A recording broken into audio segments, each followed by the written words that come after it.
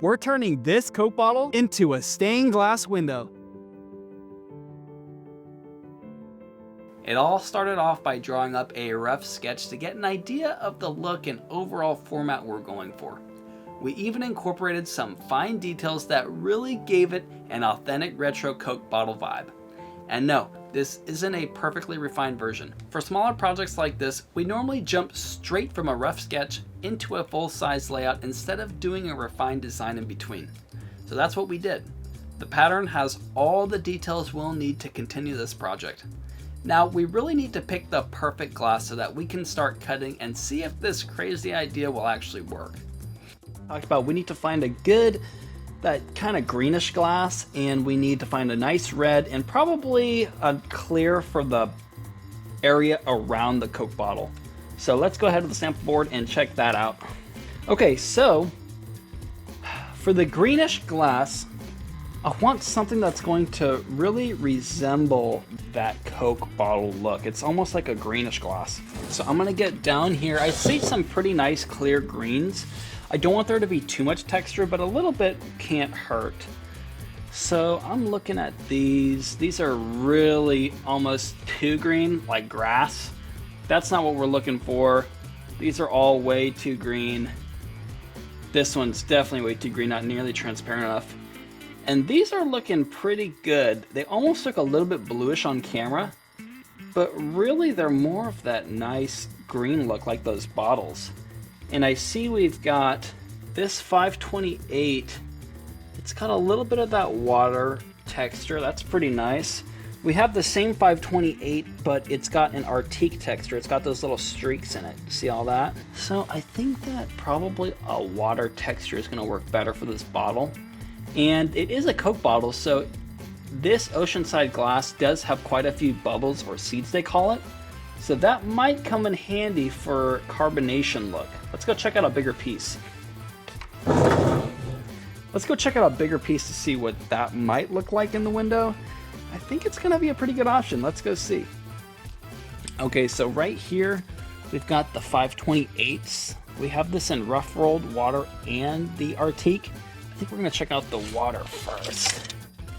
Yeah, that's looking pretty good. And you even see, if you look closely, you've got those little bubbles. It's gonna almost look like carbonation in the in the Coke bottle. So that's gonna work out pretty good. I think we're gonna go ahead with that 528. None of those much darker greens. That was just not gonna work. Okay, now we do have this red of the Coca-Cola bottle, and that is just really timeless. And I'm looking at all of this sample board, and I'm again drawn to the oceanside glass. And here we've got a few different reds, and these are all pretty close together. I don't want anything that's way too dark like this 152. I think that's gonna be too dark. I want it to be a little bit lighter. Probably like the 151, and we have that in the smooth and the water texture. Let's go check out the 151 and see the bigger pieces. I think we're gonna want a little bit of texture in this too.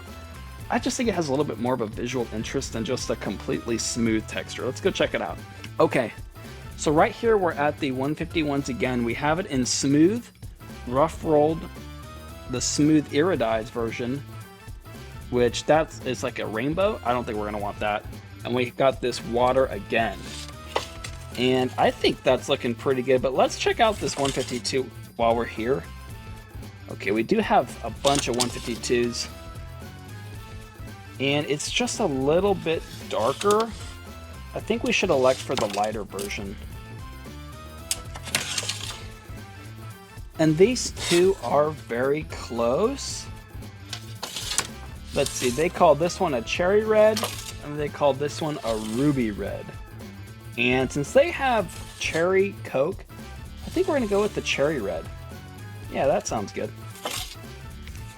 Well, cherry red it is. So we've got the green for the bottle, the red for the a little bit of a border around the Coke bottle, and now I do want something for the background around the border of that Coke bottle. Let's check out maybe some textured clears. I think that's gonna work out pretty good.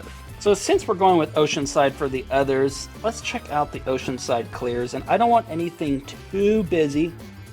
I don't want to be distracting.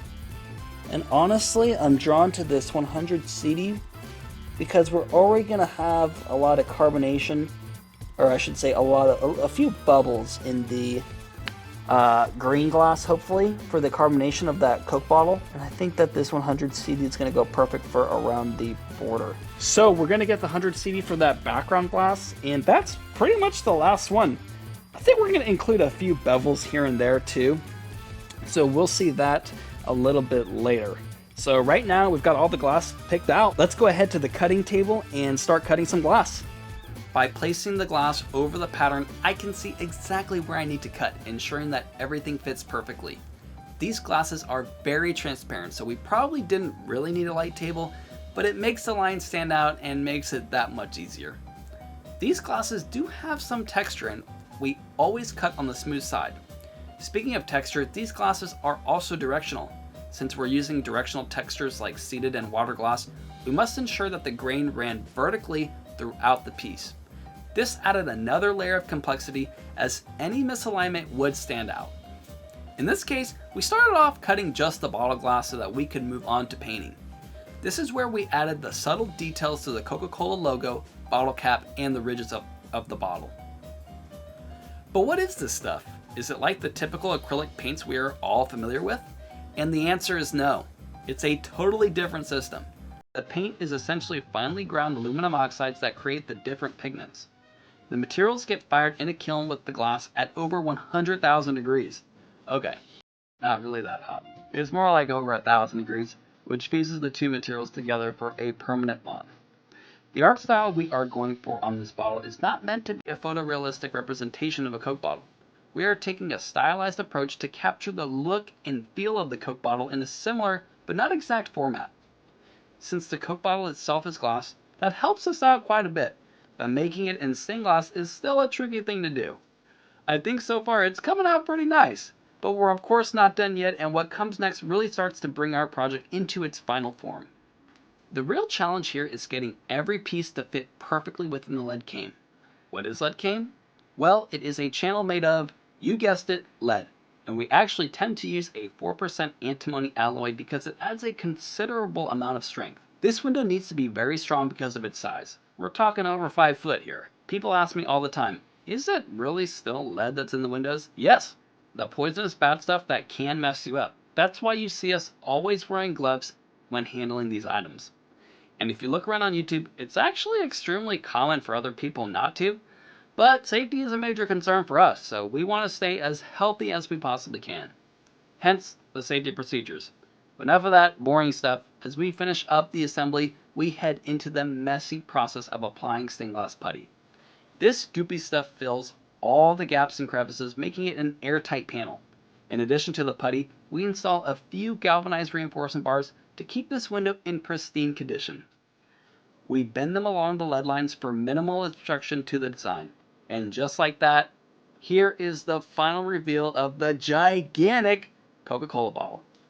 Watching the light pass through the glass, highlighting every curve and color, is exactly what we envisioned from the start. There's something incredibly rewarding about seeing all the pieces come together, especially after facing some of the inevitable challenges that come with a project this size.